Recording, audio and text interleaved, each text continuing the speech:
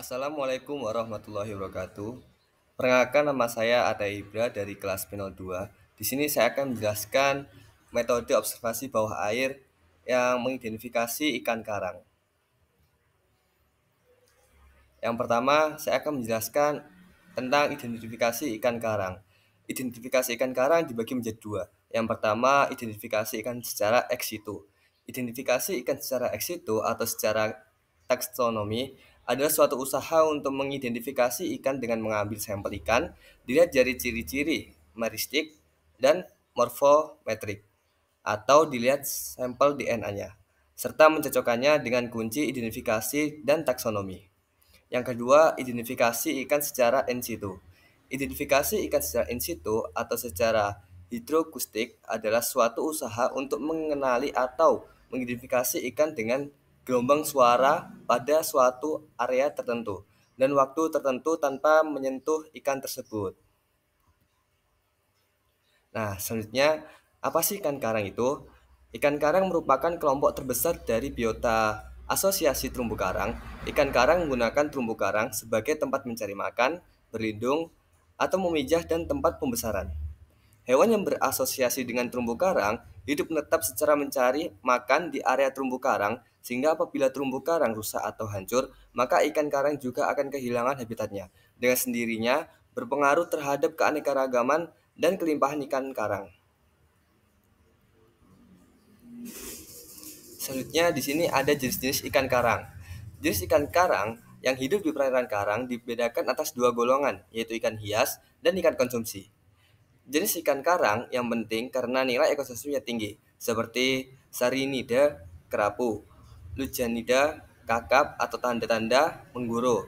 Terus yang ketiga, Lethrinidae atau lencam. Nah, kondisi terumbu karang yang mencerminkan keanekaragaman jenis. Semakin baik kondisi karang, maka semakin beraneka pula jenis ikan yang hidup di ekosistem tersebut. Terumbu karang merupakan ekosistem laut yang berperan penting sebagai sumber daya adanya kehidupan keanekaragaman biota laut. Adapun manfaat lain terumbu karang yaitu sebagai menjaga kestabilan kondisi ekologi perairan laut, seperti sebagai tempat berlindung, memijah, dan habitat beragam jenis hewan laut. Selanjutnya di sini ada manfaat karang. Keberadaan jenis ikan karang dipengaruhi oleh kondisi karang. Apabila kondisi karang sudah mengalami kerusakan, maka jenis ikan karang yang menghuninya semakin sedikit karena habitat sudah tidak memenuhi ketersediaan bahan makanan dan tempat berkembang biak. Jenis ikan cetoide merupakan jenis ikan indikator yang dapat menentukan sehat atau tidaknya kondisi karang. Apabila tutupan karang kecil kurang 50% dalam keadaan sakit, rusak, maka keberadaan jenis ikan ini akan sedikit.